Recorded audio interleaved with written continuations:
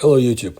From time to time I produce videos about ancient Crete, the Minoan kingdom, a very mysterious ancient civilization, thousands of years old and most likely an outpost of the perished Atlantis. It's one of the most interesting subjects for me, and I really have a lot of files on it, and the information is fantastic. Mesmerizing sometimes. So from time to time I do want to make more videos like this one today, where I bring you up on some of the aspects of ancient Crete. It is known that the Minoans were skilled sailors. Perhaps they were the first to sail around Africa. If the Phoenicians managed to travel around Africa during the time of Pharaoh Necho, then it is possible that the inhabitants of Crete could organize a similar voyage. This is indicated by some very interesting coincidences. Thus, in 1929, the greatest expert on Paleolithic painting, Abbot Bruel, saw for the first time at a scientific conference in Johannesburg a copy of the White Lady, a rock painting in the Maak cave near Brandberg in Namibia, dating back to the middle of the second millennium before Common Era. Bruel drew attention to its striking similarity to the frescoes of Crete. It clearly stood out among other Bushman frescoes of South Africa. In another Crete fresco, the female costume is very much reminiscent of the costume of the Caucasian people. I'm referring to the people of the Caucasus Mountains. Another Crete fresco can be completely confused with ancient Indian ones. Hanuman, the king of monkeys, brought gifts to the ruler, behind whose back another interesting symbol is visible, the griffin, which is usually called the Scythian or Bosporan type. What do we know about the Minoans? Almost nothing.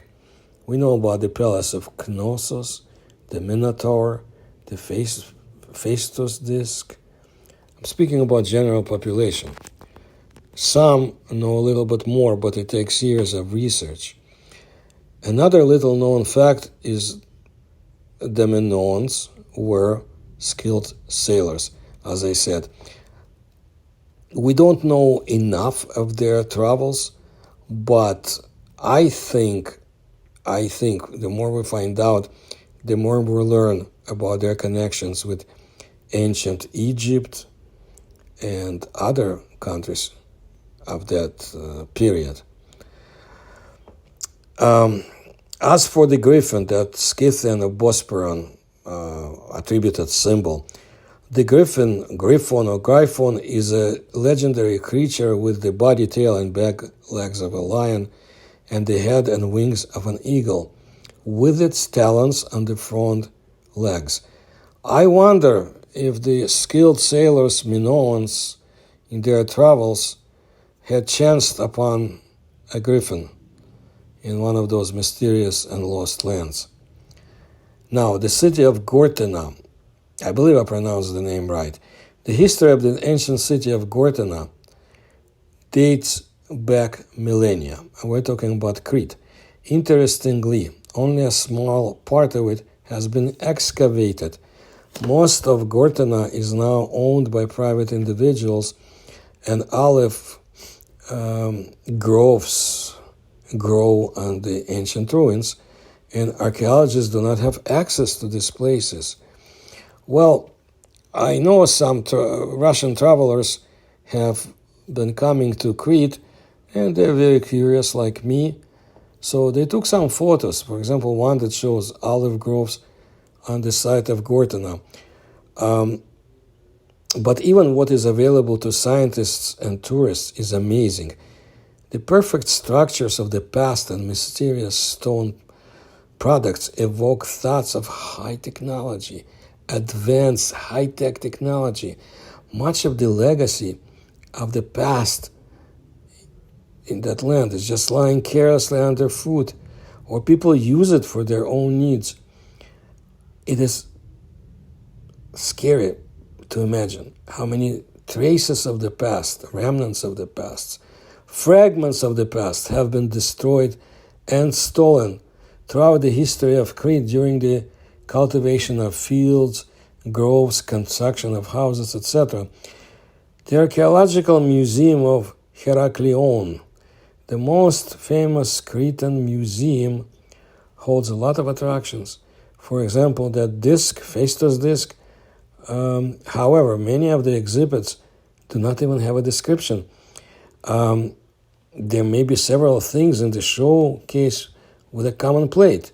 Dishes found in Gortala, Festus, Knossos. At the same time, some of these dishes are surprising both in their shape and quality. This quality is especially striking against the background of primitive clay pots, obviously made by hand.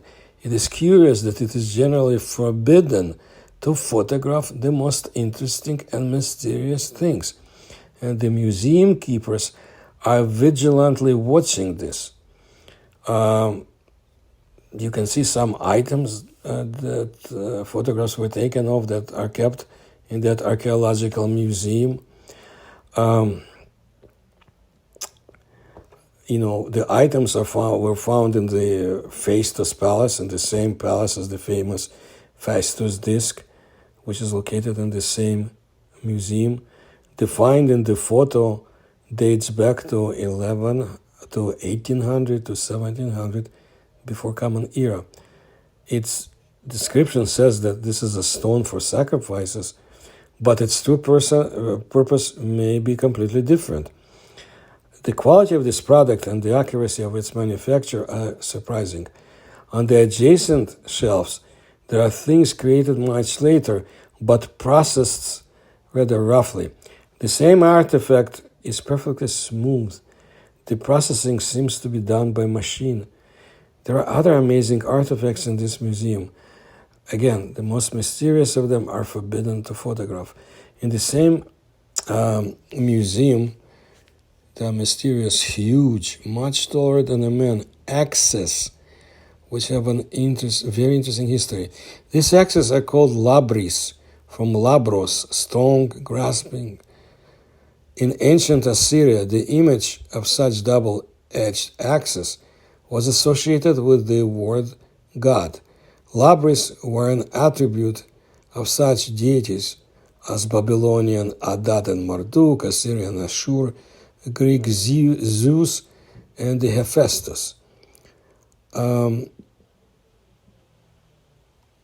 In the image with the vase, which depicts Zeus and Hephaestus, Zeus is holding a viejara, this ancient mysterious weapon. I've talked about it too. In India, they know quite a lot about it. And Hephaestus is holding a labris. So this is what I wanted to let you know today. I do want to bring more interesting information about the connection between the Amazons and the Minoan kingdom and a few other aspects of this civilization. So if you like my research, please kindly support me through the links you'll find in the description to this channel. Please like my videos. Please subscribe to my channel. Thank you.